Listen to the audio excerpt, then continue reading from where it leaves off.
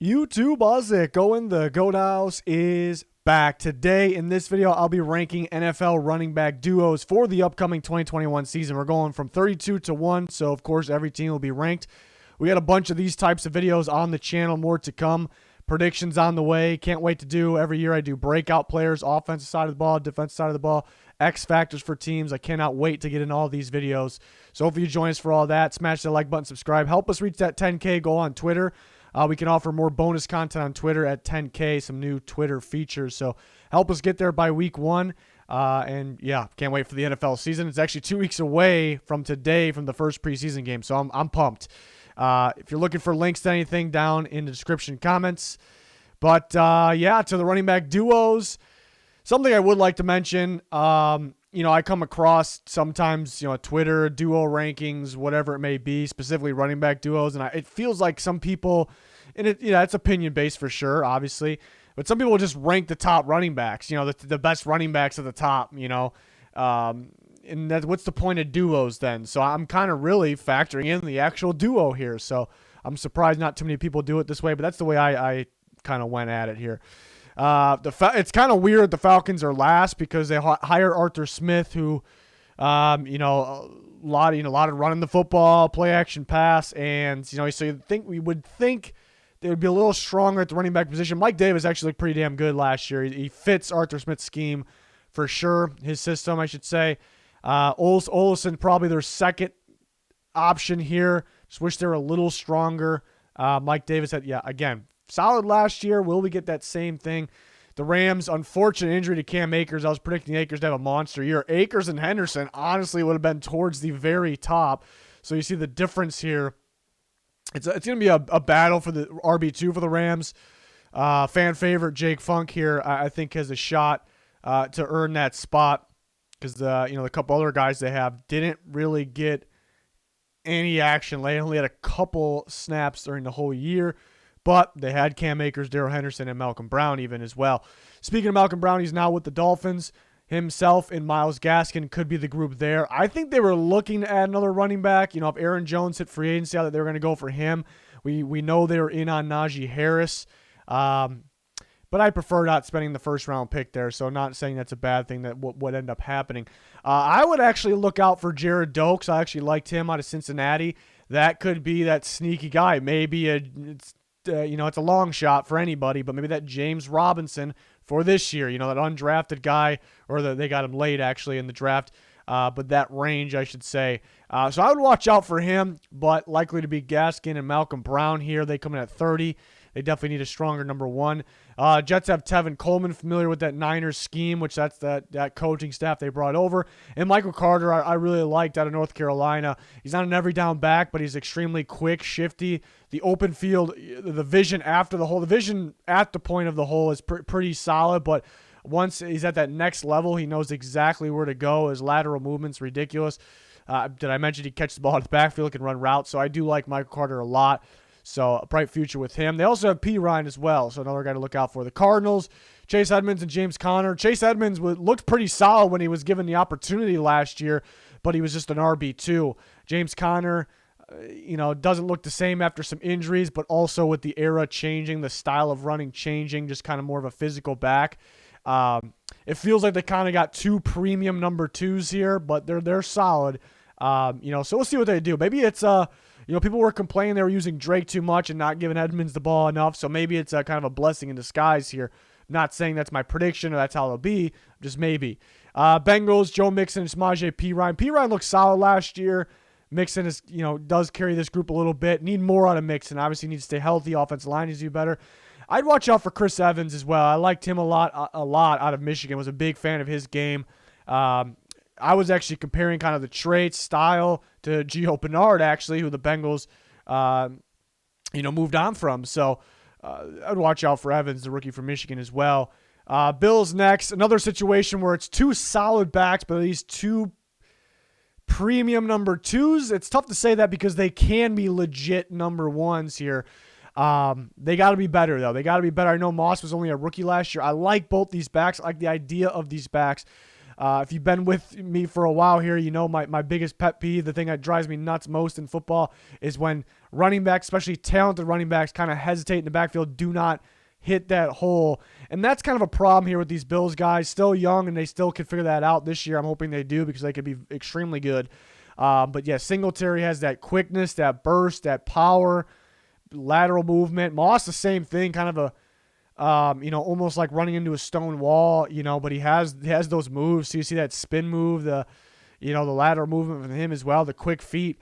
They have those traits. It's just I want them to hit the hole. Just get going. I almost prefer the guys that run into no hole and the guys that hesitate, for sure. I actually prefer those guys.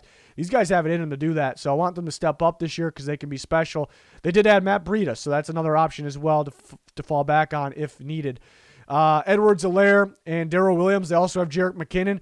Jerick McKinnon's pretty damn talented. Pretty good receiving back.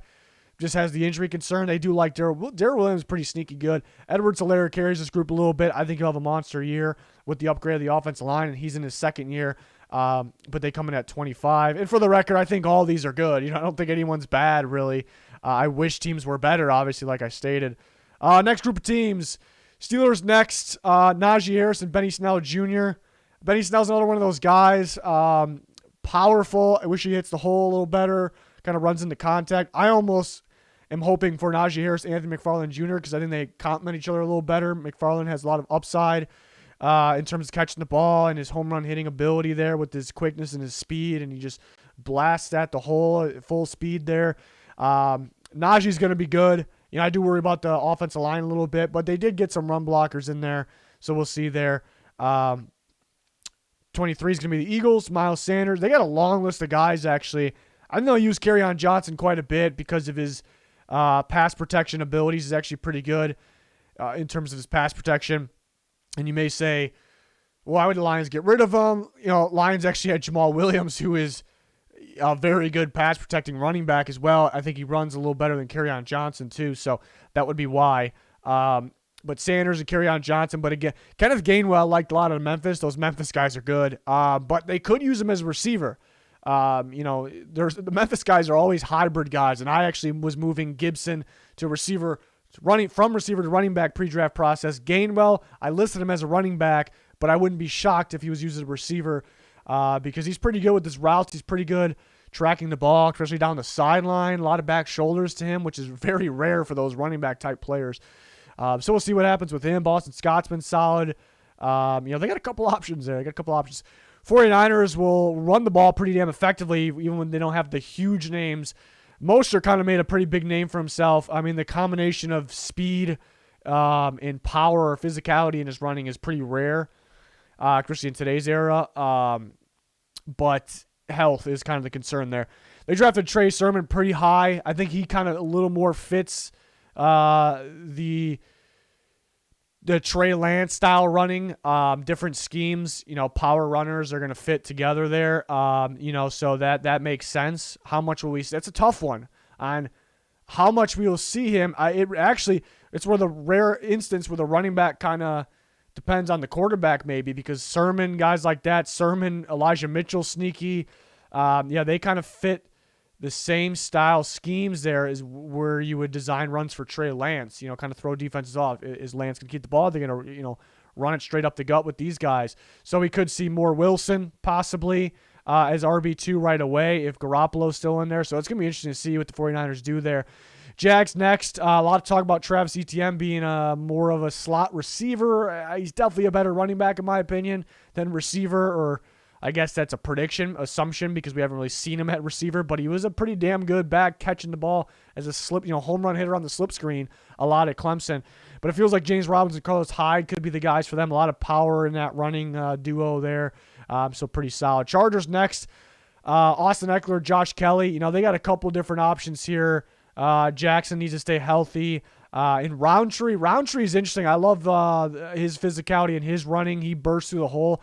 What I didn't like is he instantly wants to go towards the sideline. So sometimes that sticks in your head and you can't get it out. But if the Chargers coaches have somehow fix that, Roundtree actually could be a pretty damn sneaky in terms of a solid back there. But I like the way these guys kind of complement each other here. Washington here is going to run the ball pretty high level.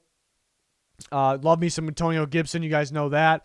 And McKissick's pretty solid back. They also have Peyton Barber, too, so they got a pretty good trio there. The Buccaneers next.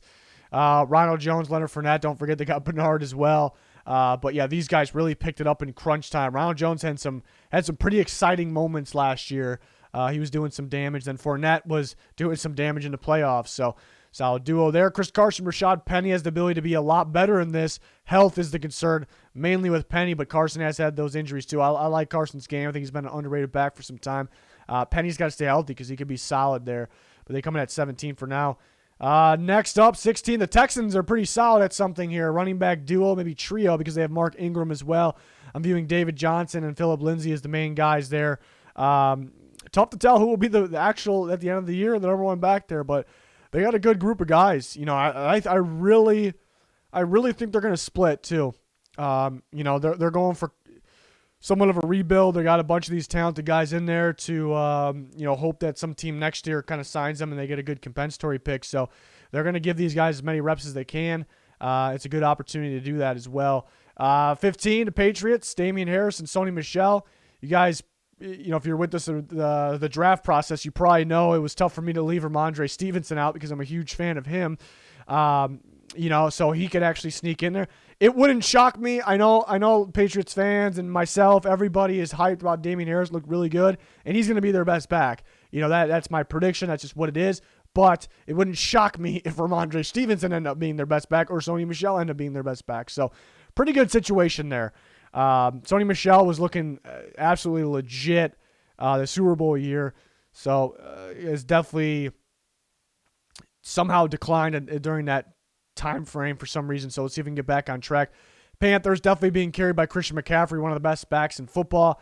That's why sometimes I see these duo rankings and the Panthers will be automatically at the top. You're basically ranking just the one back, so it's really pointless to do the duos. But Chuba Hubbard, could he take over there? Home run hitting running back. Kind of a one lane, one gear, just goes, gone. So I like pairing that with McCaffrey. So we'll see how he does, if he does win the RB2 job. The Giants next, Saquon Barkley and Devontae Booker. Barkley obviously could be the best back in football if he stays healthy. He definitely has the traits. Just health is the concern for that one. Devontae Booker, yeah, he had a pretty productive year last year for the Raiders. You may think they could be higher just because of that. I'm not going to base too much off that 1 year. If you watch the Raiders, it felt like they would bring Booker in on what felt like obvious passing situations, and they would give the ball to Booker, and that would kind of create some production when he kind of was in on the obvious running downs or the potential running downs. It wasn't really the same. I wasn't really a fan of his running style, so I don't see. I don't know if it's the same. I don't know if it's going to translate. The same thing. He's a solid back. Don't get me wrong, but I do think Barkley carries this group, and he has the injury concern.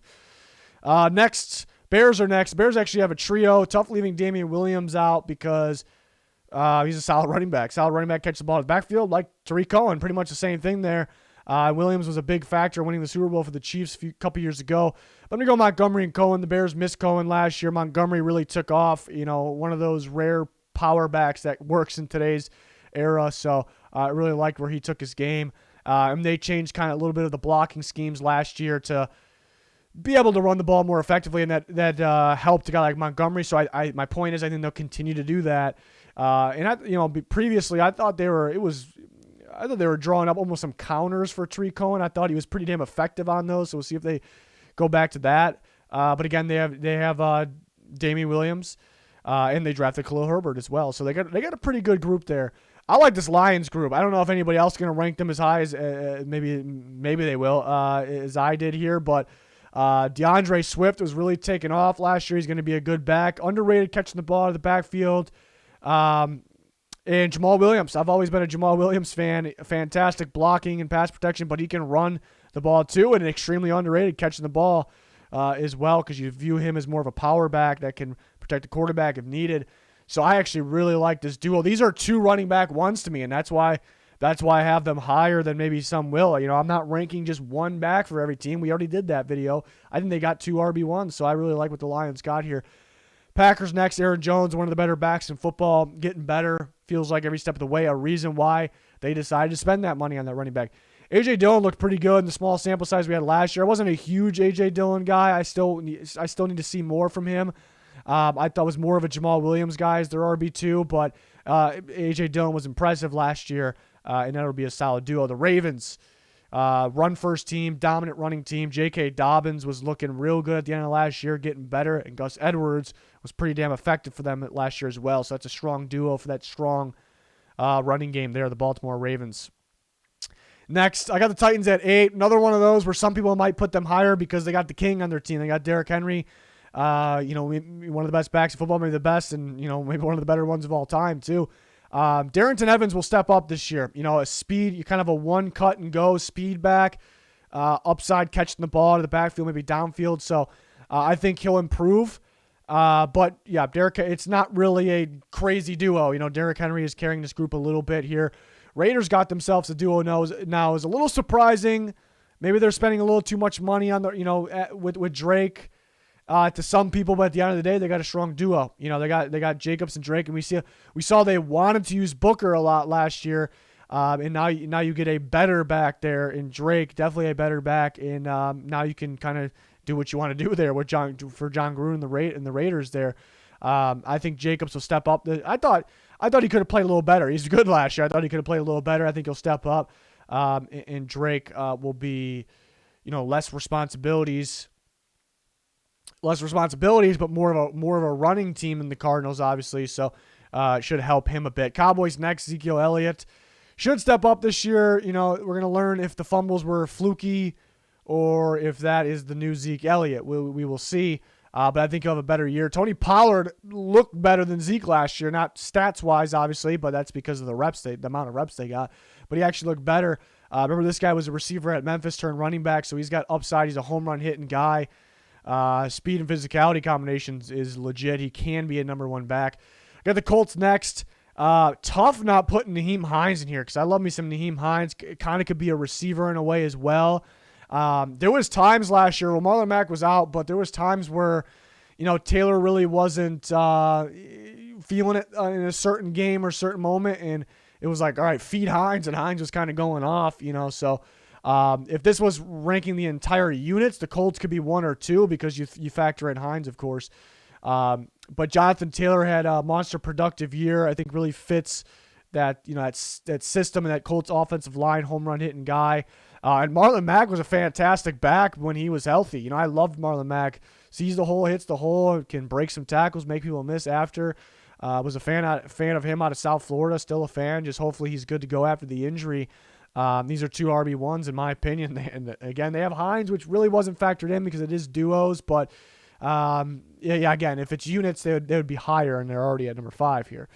Top 4, I got the Vikings at 4. Dalvin Cook, maybe the best back in football, at 4. Alexander Mattison, when he's played, he's shown that he could be an RB1, could probably start for some teams out there. We have been seeing a little more of Cook, a little less of the injuries, a little more of him, and that means a little less of Madison. So maybe a couple years ago it looked like a better duo, but still extremely good. Madison could be a starting running back, but Dalvin Cook, an absolute monster, the home run hitting running back in football. They come in at 4. I love this Broncos duo. This is 2 RB1s that are both going to be a factor every week, and there's going to be weeks where, all right, Williams was a little more of the RB1, but Gordon was also that good, and then the opposite. I wouldn't be surprised if Javonte Williams. Melvin Gordon, I'm a fan of. He had a really good year last year.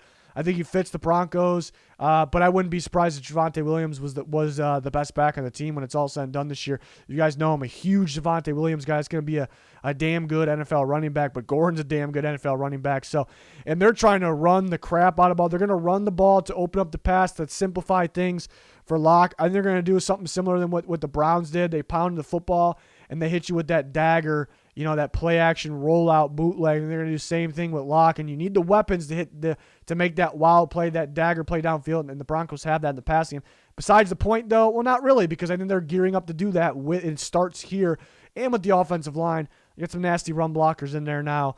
So I'm really excited about this group for this year. Saints are next. Alvin Kamara, Latavius Murray. Maybe Murray isn't quite the same as what he used to be, but he's still very good. But a big reason why they're at the top, well, it's because they're both very good. Kamara's one of the best backs in football, but I think they go together so well. There's a lot of times you can use both these guys. You can almost put Kamara as a receiver, like a receiver there, line him out wide, slot, whatever you want, because you have a guy like Latavius Murray and you can use both of them. So, and there's weeks where one or the other looks like the better running back, and that's just how good of a duo they are. So, and it's just so important to that team.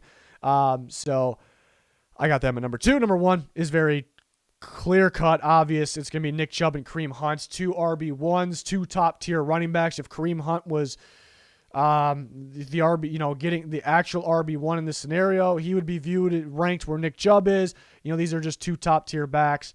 Home run hitting guys, physical guys, everything you look for in a running back. They kind of got it to fit today's era, and it's a big pieces of the Browns offense there and why it had so much success last year. It's just this is the system, the offensive line, the running backs, the style quarterback Baker Mayfield is and can be. It's just what makes this Browns team, and it starts right here, like I said. So it was pretty obvious, number 1 in my opinion at least, but.